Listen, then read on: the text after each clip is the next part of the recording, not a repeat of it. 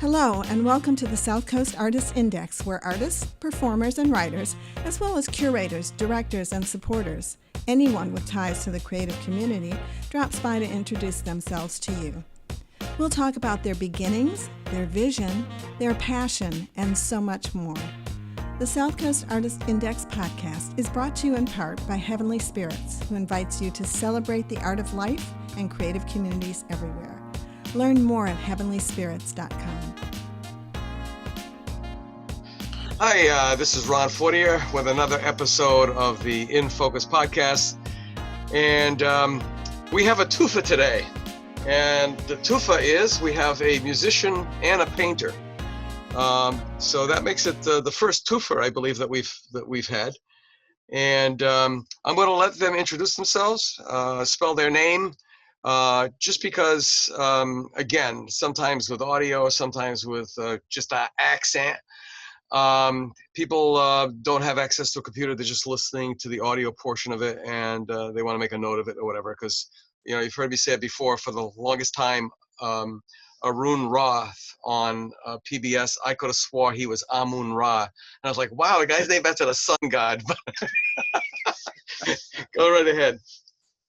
Hi, I'm Butch McCarthy. That's ButchMcCarthy, and I'm an artist and a musician. Butch, where did the Butch come from? When I was a little baby, my father's nickname was Spike, and my godfather started calling me Little Spike, and my mother stepped in and said, "Can you think of something better?" So I became Butch. And I was less than one year old, so I've been Butch all my life. All your life. My actual name is Eugene. Okay. Yeah, so it's the AKA kind of thing, also known as. Yeah. Now, wow, you are walking musical history in the South Coast, New Bedford, Dartmouth primarily. Let's wind the time machine back to the very beginning and tell us all about it. Well, as a musician, I started taking piano lessons from the Sisters of the Holy Cross at my grammar school when I was like 7 years old. And that continued on until about the time I was 13, when the Beatles came out. And once I saw A Hard Day's Night, I decided to switch instruments.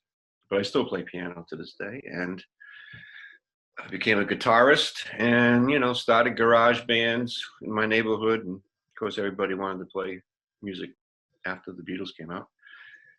I finally got into some decent bands in my late teens and 20s, and eventually the tip of the iceberg was the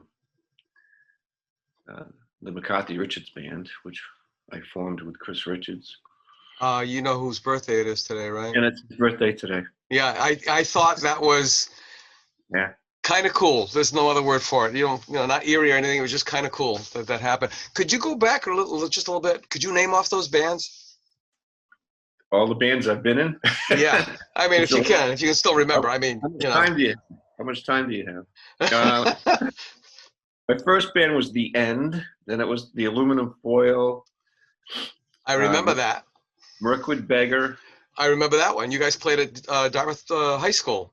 Yeah. You were the band back then. Yeah, maybe we were. So was Peter Grace in that? No, he was not. Okay. It was Steve Silva played lead guitar. Outlaw came after that. And I think that lasted quite a while. Then I went and started, I was a front man in all those bands, and I decided to become a side man and played with Shaky Sam for several years, a band from Fall River, Westport area, with Louis Lehman as the front man. And then I had a duo with Louis for a while, and then straight into McCarthy Richards. Then it was, then Chris left for a while, and it was Butch McCarthy Band, and Chris came back. And that broke up after maybe 10 years. I think it was a 10-year stretch. People got married and people moved on. And the last band I played in before my kids were born was called Warm Missiles, and that was a band from Rhode Island. And I was just a guitar player in that band. And then I didn't play for 15 years. And then I came back. Really? Why is that, if you don't mind me asking? I had a son. He was born in 1986, and I still kept playing for a couple of years. But the musician life, getting home at 3 a.m. My wife had a full-time job during the day, so I would get home at 2 or 3 in the morning and have to be up at 6 to take care of my son. I just couldn't fulfill my obligation as a father and still be in a band, as far as I could see, especially a band that just played in bars. So I decided to stop playing for a while, and once my kids were teenagers, I started back in again, and that's what I've been doing ever since. Yeah, it's as a painter, and we'll talk about that other part of your life, but as a painter, it's hard enough. Right. It's almost like the two sides of the same coin, Mm-hmm. because one side, the painting part, you're isolated. Exactly. On the other side, you're dodging beer bottles, or I was a roadie for my friend Bill Santos and his band. He was my next door neighbor, classmate, and the best man at my first wedding. He and another friend, Steve Redford, came back out a few years ago as Wood and Wire, and Right. all acoustic, and he had to stop when his Amy and Molly were born, and there's a lot of other things on the road that you got to be careful with. So yeah. I have my issues with all those things. Yeah. Well, seriously, you are a walking history book, because well, it's better walking than laying down, I guess. Tell me about the music scene in New Bedford, because one of the things that we want to do, we being Jeff and I for the Artist Index, is we want to document every single living, visual, performing, and literary artist in town. And we also want to go back, and we want to dig up some graves, so to speak, and get some of these people resurrected, some of them who were popular in their days. There was just Mr. Thomas, who passed away, I guess, this week, Pat Thomas's dad, who was in a Lebanese band. I mean, all of these things. My mom was a fado singer on the Portuguese-American circuit. Really? All of these people are important to the history of the culture of this town. I agree. Give me your bird's eye view, or your ground level view of that history and this culture that we have in the city. Well, the main impetus of that boom we had in the 70s and early 80s was the low drinking age. I mean, that had a lot to do with it. The drinking age was 18. So that basically meant if you were 16, you could probably get in. So all the nightclubs around here were full every night. Of course, the main one being Billy Wood's Wharf or Smuggler's Den in the South End, where I had a regular night. I think it was Thursday night. And then there was Alhambra's out in Westport. Mm-hmm. I had a regular night. So basically, if you wanted to work, a band could make a name for itself and make a lot of money and work almost every night of the week, which we did for, let's say, 7 or 8 years. I'm talking 6 nights a week, 7 nights a week, 24 days in a row. We played all over Cape Cod. We played ski lodges in the winter, Cape Cod in the summer. And we kept the base here in New Bedford. And it was a crazy, crazy life. I mean, to be in a bar room every single day of your life, at first it's really cool, especially when like in your early 20s, but it does get old after a while and becomes a job. So we basically tried to keep changing up all the time to try to keep it fresh. And of course, I started writing original songs, and that got us into different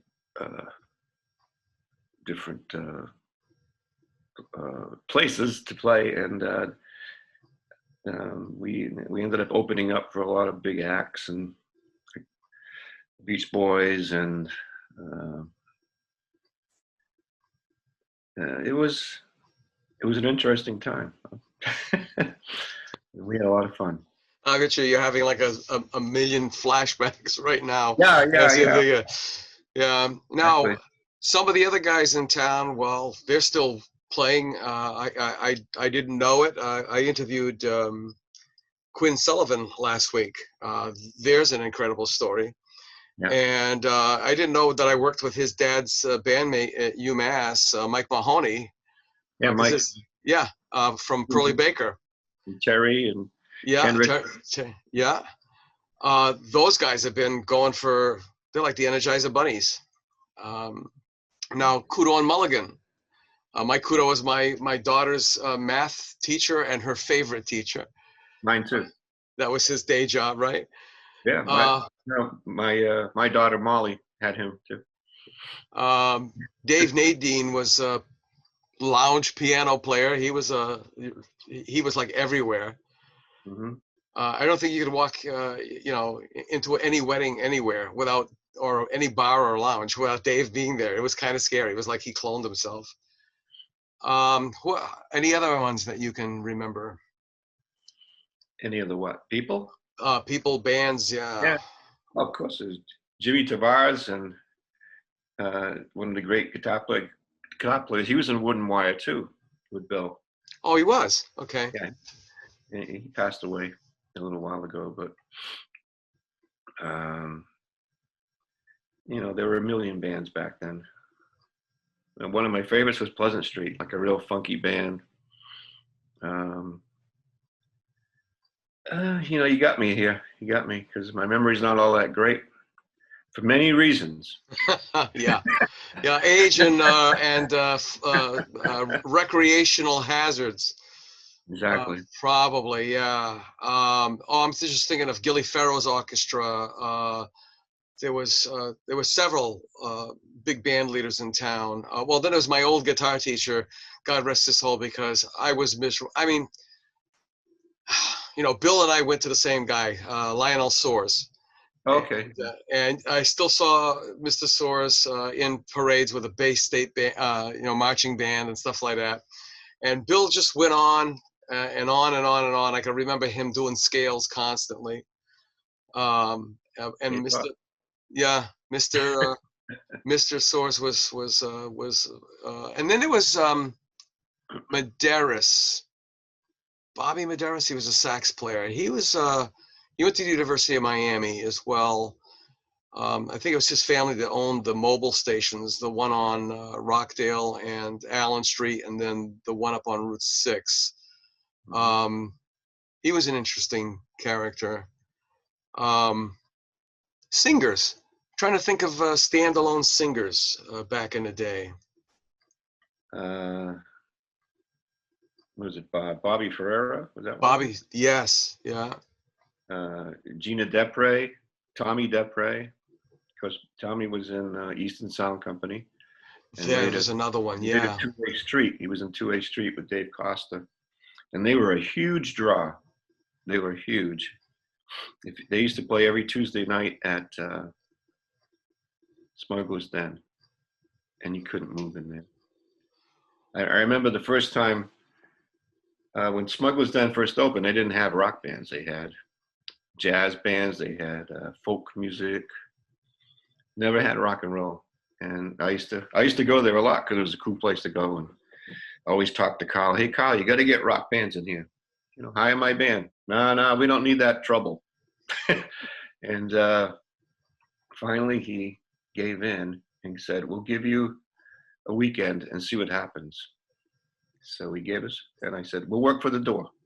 Just charge $1. Just charge $1. Imagine that.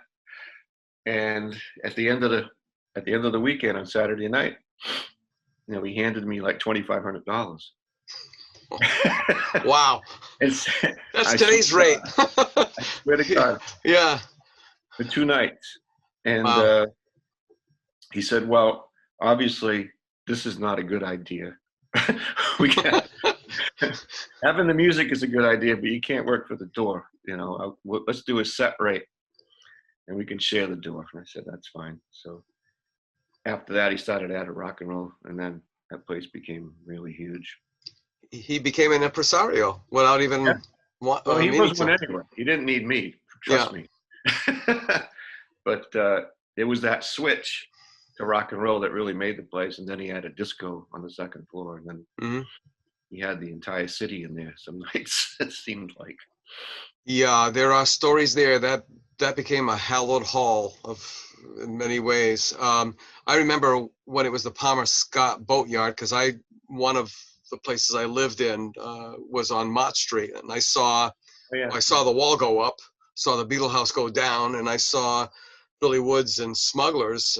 He took over that thing, and I had never been to California. I'd only seen pictures of the cool places, the beach communities, and that place looked like straight out of a California community, a coastal dive. Exactly. I don't know Um, if that was his model, but it seemed to work. yeah, I mean, there were all these little hiding places. You could go with your date or whatever and get away from it all, or smoke funny cigarettes. Or To this day, no matter where I go, if I go to Shaw's, if I go to the Walgreens, I run into people all the time, and they say, "I remember those days." So they send me back there, and it happens at least once a week to me. yeah. Right. Now, what was one of the greatest things that ever happened to you? I mean, how close did you ever come to the brass ring, as it were? Well, we had a couple of guys, Stu Weiner and Mike Lewis, out of New York, who were management people, and they also were recording producers, and they caught the act, and we were one of the few bands around that would do an original material, and they signed us up, and they got us. We recorded an album at Normandy Studios, and Where was that? that was in was it Warren? Okay. Yeah, Warren, Rhode Island, right near Bristol, and we had some great songs on there.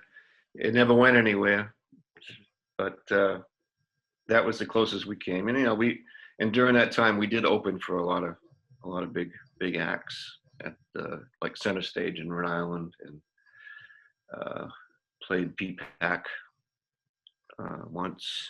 That was a big night, playing at the Providence Performing Arts Center. Did you ever play the Met? No, I don't think I did. But I played the Living Room and all those other, all the other places. Lupo's Heartbreak Hotel, and Yeah. opened for what did we open for there? Roomful of Blues, and Now you crossed paths with Greg Morton. Oh, sure, I know Greg. Yeah, Duke and the Drivers. Was it Duke and the Drivers? Yeah. Duke and the Drivers, yeah. And then there was He's at the, Dave Palumbo, Dan Palumbo. Is it what Palumbo was in that group as well? I don't remember the other guys. I knew Greg though. Yeah.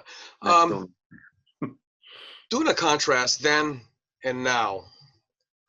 Yeah. Do we still have the same vibrancy that we had then? I don't think so. It was no. I played in rooms with actual stages. Stages were built for the band to play on. There aren't anymore. Now they just push a few tables aside and squeeze you into a corner. Yeah. Like the Bayside. You name a place that has a stage. Actually, the Bayside does have a stage now. Oh, they do? Okay. I played there with my surf band, Zorro Blancos, a few months ago, and I was surprised to see that they actually had an elevated stage instead of just on the floor in the corner. But, it was different. Yeah. It was very, very different. And to be honest, the money I made, and I don't, hate talking about money, but the money I made in the 80s is more than I make now for a night's work. What has, other than the drinking age going back to 21, what has really changed? No one's that impressed with live music anymore. Really? I think, yeah, I think my band's pretty good, and people do videos of us and record us live, and all you can hear is people talking. I mean, no one really pays much attention unless you're a national act. Now, that really didn't happen back in the 70s and 80s with people dissing you, to use that term, while you were performing. In fact, somebody would come in and tell you to shut up, and or they'd kill you. That's like, it's like that in Austin, Texas. Yeah. You go out to the club and you're talking, people will hush you down. It still lives there, and like New Orleans is like that too.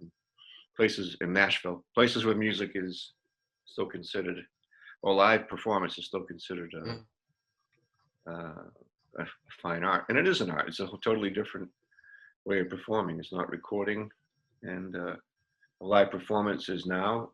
It's very zen. It's happening now, and it's be gone when you leave. Yeah. It's. I think it's important to pay attention. When I go see a band, I keep my mouth shut and listen.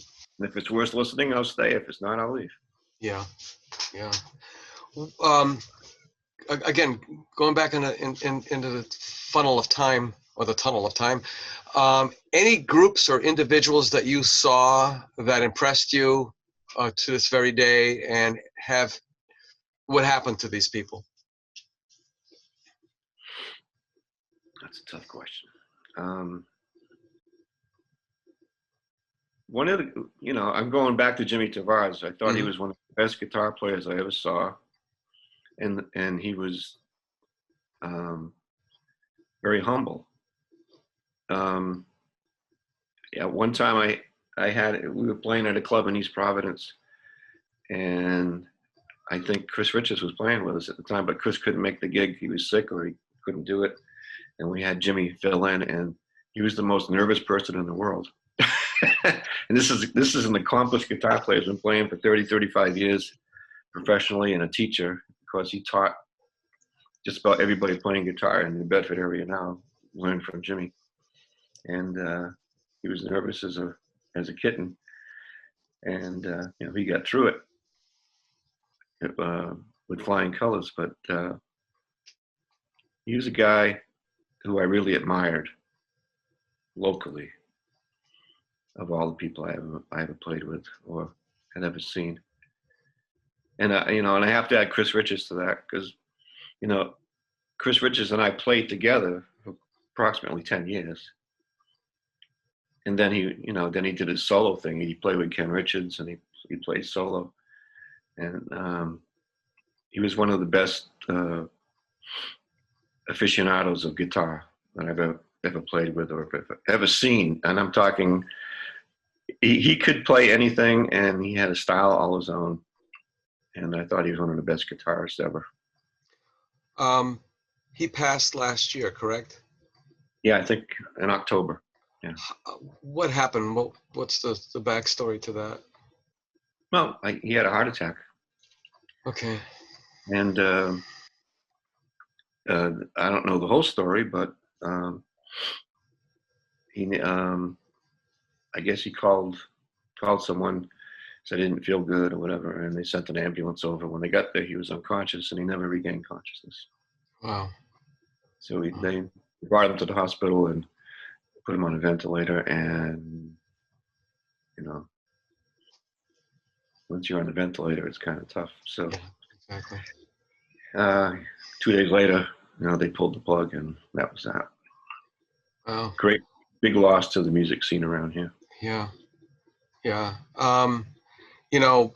Jeff and I started this Artist Index. That's going back to when we first met, interesting likes. I mean, he's 30 years younger than me, and I refer to him as my son, and son I never had, and which is a tribute to his maturity and such.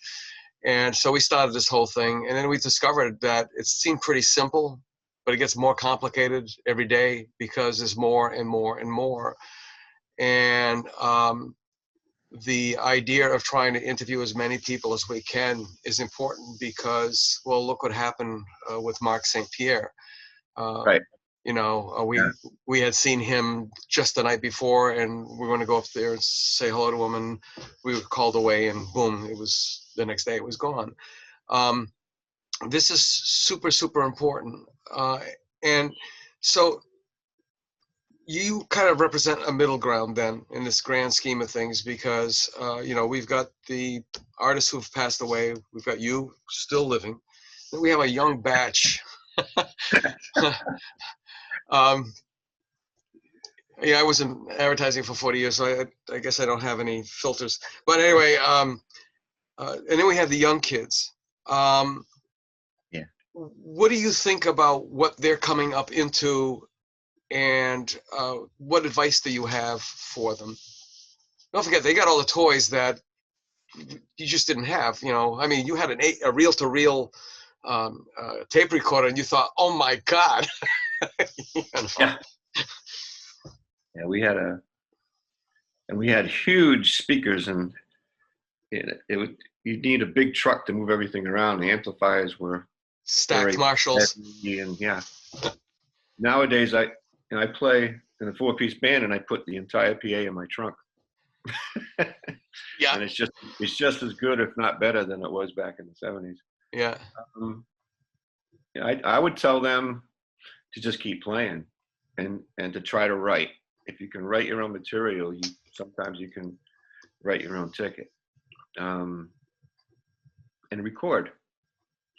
You know, I give you Jason Kelly, who's a fabulous writer, a fabulous performer, and to me, he's part of that next wave of people, although he's probably in his late 30s now, but he knows how to take a song, even if it's not his, you know, and turn it into something else. He makes every cover song his own, and his originals are great. And that's an example of one of the really great local artists that are coming up. He's already up. I mean, he's very well implanted into the scene right now. Mm-hmm. What is there for them?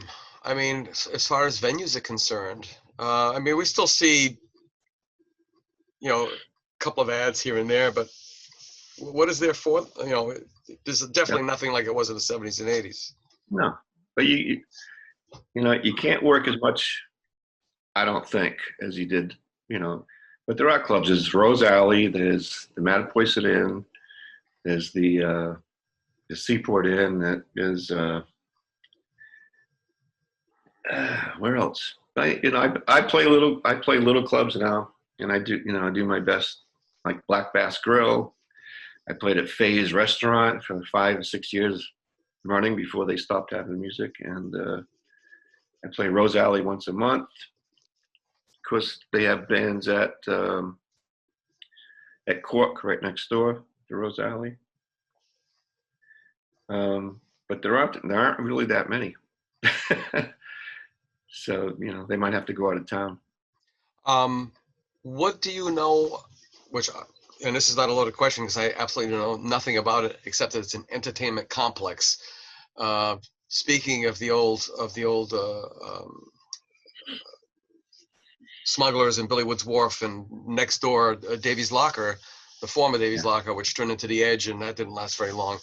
What's that, Steve Silverstein? Yeah. What do you know about that? Is that going to be a venue, or?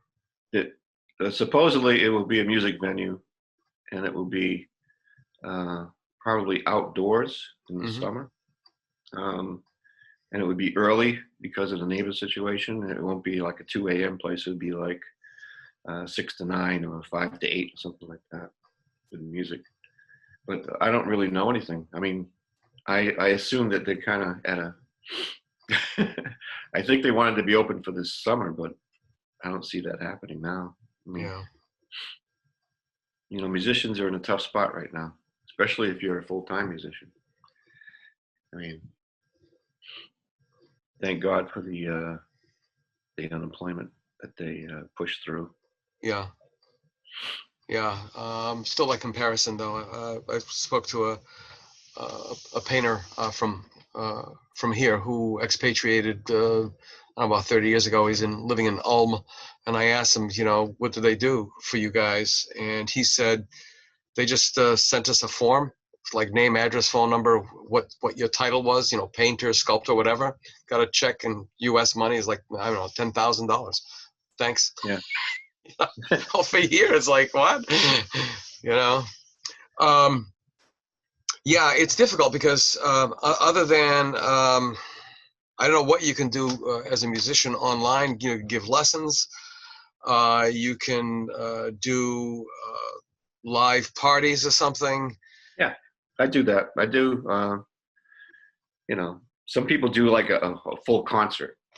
Like they'll do a half hour on Facebook or Instagram, and they'll put their like Venmo and PayPal thing, and I've done that too. But I do one song at a time, and then I get a few tips here and there. But you definitely can't make a living. Oh, yeah, that's for sure. So let's talk about the other part of your life, the painting part. When did that come into being? Because I'm going to be honest with you. I saw a couple of your pieces, and I'm going, nah, it can't be the same guy. Maybe it's somebody with the same name. And then I started looking into it a little bit deeper, and I said, I'll be darned, When I was a kid, my father was like a hobbyist painter, and he painted in oil, and it was always around the house, and he was pretty good. And he basically taught me how to draw and sketch. And he always had things for me to use, markers and crayons and poster paints and things like that. So I always had my hand in it when I was very young, and I was always a sketcher. I worked with pencil or with pen and ink, and that's something I just kept doing all my life. But as a painter, when I stopped playing music, I needed some outlet. So when my kids were born, so I set up a little studio in my basement, and I would just experiment because I had no idea how to actually paint. So I taught myself how to paint. And then when I started playing music again, I kind of put that on the back burner. And maybe 7 or 8 years ago, I retired from the business world. I had a day job for many years, and what did you do? Oh, I had lots of jobs, but the last few jobs I worked at the Standard Times selling ads, and I had headgear in the art department picking colors, and when I turned 62, I said, that's it, I'm done with that stuff. So At that point, I got serious about painting. So it's been 6 years now since I've been not pumping them out, but actually trying to sell my paintings. Well, I mean, they don't look. I mean, they are very accomplished. That was the other thing too. I mean, it was like, okay, this is like boom, totally unexpected. And I think I see probably 3 different kind of styles or genres that you seem to go down, and sometimes they converge, and it's kind of cool. And you've had a couple of sales. I think you mentioned that on Facebook or something. Sales, yeah. I've sold about maybe 300 paintings. Wow, that's more than a couple. What's the cat's name, by the way? Because I keep seeing that tail going back and forth. There he is, Larry. It's Larry. Okay, it's a great name for a cat. He is a Larry. Yeah. So now with this pandemic, I've been, watching your daily count on Facebook. We're up to day 60 today. Or no, is it 62? 61. 61. Okay. Thank God you're counting. Somebody has to. I mean, I have a little OCD, so I do a lot of counting. I count yeah. things. um, you know, people talk about the weekend, and I say that's like an oxymoronic term. There is no end to the week. You know, where is the painting going to take you? Well, I don't really know. It's a compulsion. I have to paint. So I get up in the morning and I go right into the studio before I even have coffee to see what I left there the night before, and work on that for a while. And then I have breakfast and I go back in and paint. I'm just addicted to it. So And the only way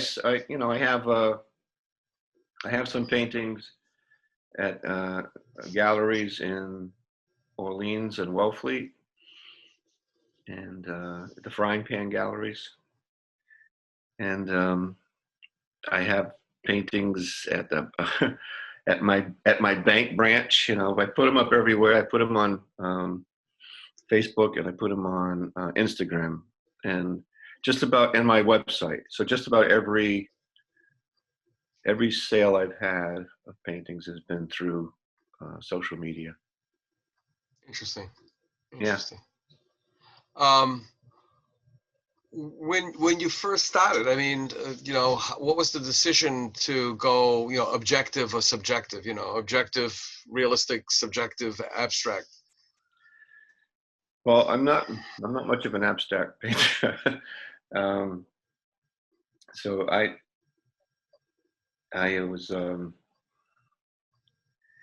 a big fan of Edward Hopper, and I always liked the brutal lines and the large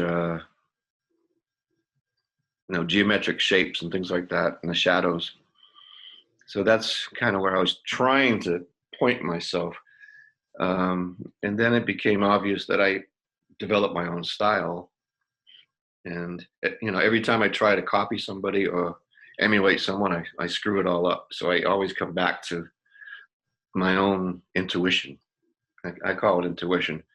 The paintings where I just paint and don't think, those are the ones that come out great. The ones where I try to, screw with the details, those are the ones that end up in the bad pile. I have a big bad pile in my studio over there, and those are the ones I paint over later. But I would say maybe 2 out of 5 paintings that I do are good and good enough to put on social media and try to sell, and 3 out of 5 are failures.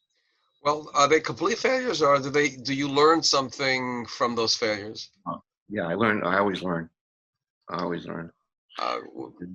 day is a new lesson for me, and the community of artists around here, like I share my paintings and I show them to other artists before I show them to the public, and the suggestions they have has basically been my schooling.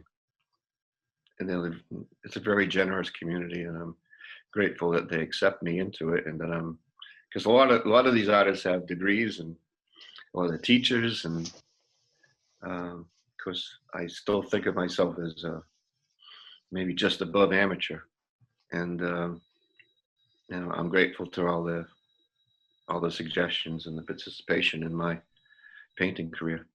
Well, let me tell you, one of the reasons why I was confused when I first saw a painting attached to your name was, as I said, it was so damn accomplished. And not that a musician couldn't be an accomplished painter, but I thought, because I'm trying to keep my thumb on things, on the pulse of things.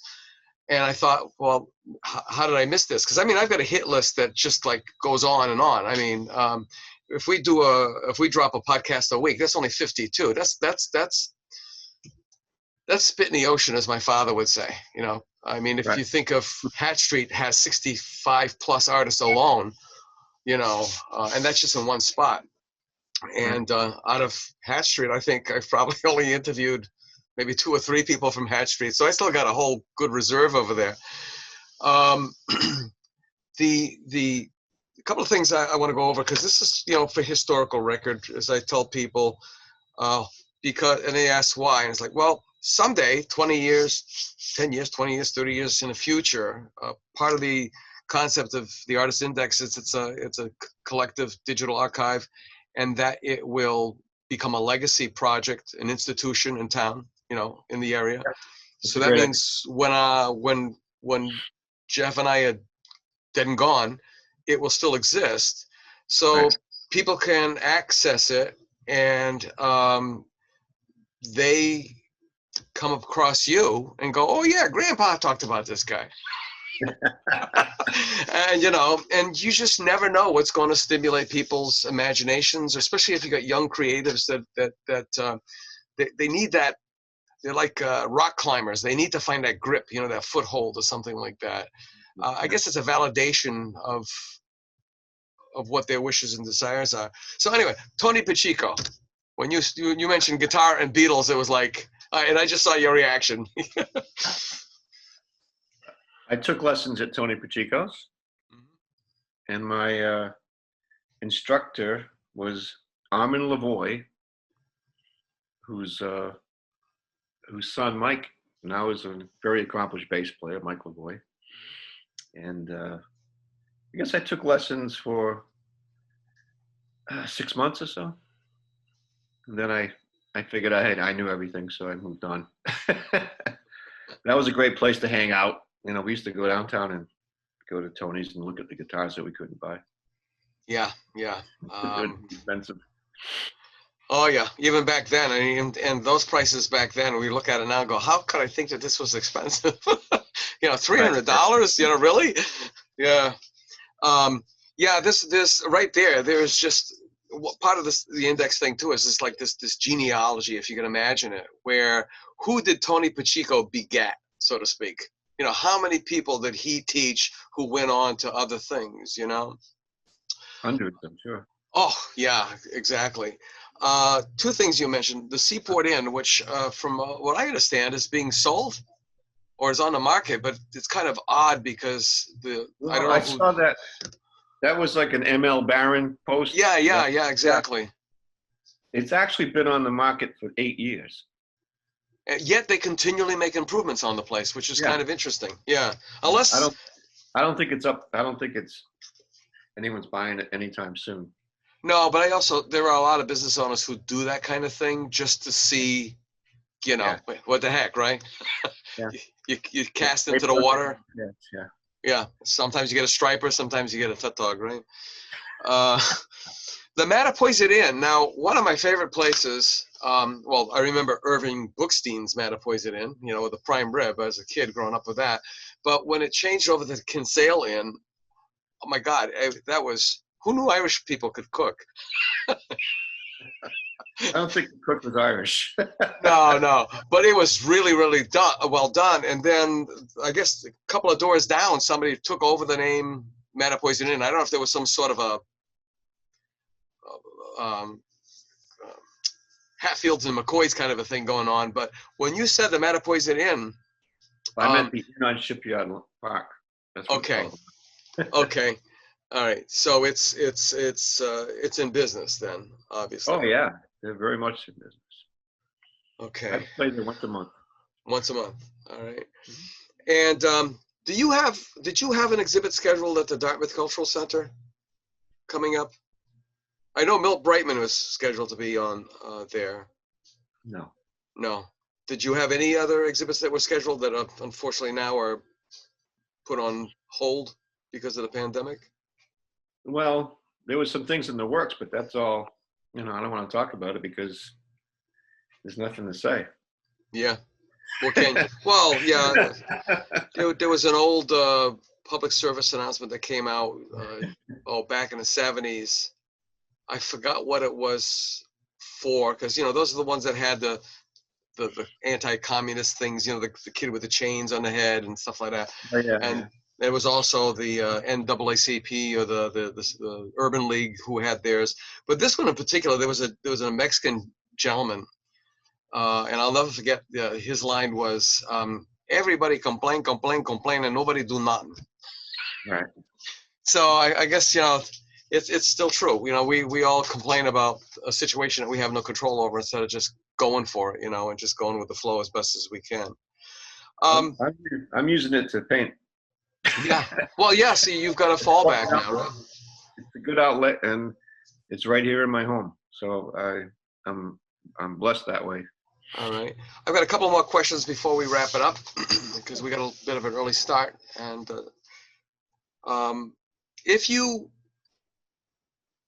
who's on your wish list of people that you would have loved to have performed with, or who have you actually performed with that was on your wish list? You mean like famous people? It does. I mean, does Manny Fagundes ring a bell? Yeah, I know Manny. Yeah. Supposedly he was he was like a legend if I remember correctly. Yeah. Those kinds of people. I haven't heard from him in many, many years, but I never played with Chick Boucher, and of course Chick was quite a guy and sort of a legend as a drummer around here. And of course he had the House of Drums. And every time I walked in there, he greeted me like an equal. I always liked that. And that might have been cool to do a couple of general business gigs with Chick. That's he taught and he played in like wedding bands and things like that. But I did see him once. I went to a wedding and he was playing, and he was a really great player. So that's one. Manny Fagundes. I never saw him play. I remember the name and his reputation, and I haven't heard from him in years. I don't know if he's still with us. But for famous people, God, I would love to play a gig with Elvis Costello or Gillian Welch. There's a lot of folks out there that I really would love to open for or actually play with, but that probably will never happen. But yeah. The one thing I always ask people, or more often than not, after everything that you've accomplished, experienced, endured, your whole life, when the time comes when you're no longer here, how? An artist. I'm not just a musician and I'm not just a painter. I like to be remembered as an artist, and I like to be remembered as being a person who was generous with his time. For several years I had a Monday night gig where I would perform with one other person. I'd called it Butch Plus One. I don't know if you remember that. But yes, I do, yeah. Did that for, I think, 6-7 years at different venues. And I tried to find people who didn't really have a lot of gigs and couldn't find gigs and give them a little exposure. And I think that's something I'd love to be remembered for, that little part of it, because a lot of the people I did give exposure to now have, pretty good careers.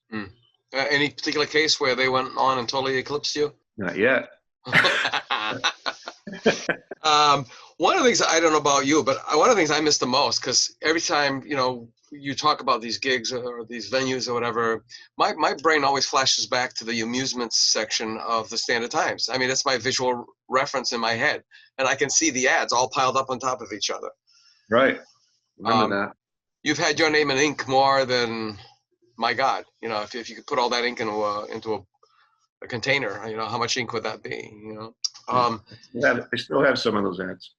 Yeah, a collection of them, and then recordings. One of the things that, again, the big plan is to try to gather as many recordings of as many musicians as possible and have them on this website. How many of these old recordings, like the stuff that was done at Metcalf's and what was the name of the other place? I never remember it. I don't have many from there, but No. I have a lot of lot of current recordings. I think when I had I had a duo with Dory Rubico Mm-hmm. for several years. We did 4 CDs ourselves, and then I've done maybe 5 since then. So I've got 9 CDs over the past 11 years, maybe. Wow. And I do have a few recordings of stuff we did with the Butch McCarthy band back in the late 70s, early 80s. Yeah. So if you need MP3s or anything, just let me Yes, know. yeah, please, yeah. In fact, if there's anything that would for copyright purposes, whatever, you can. Well, you've already uploaded your stuff onto your guest form, but samples of stuff, just like a compilation or whatever, that would be great because again,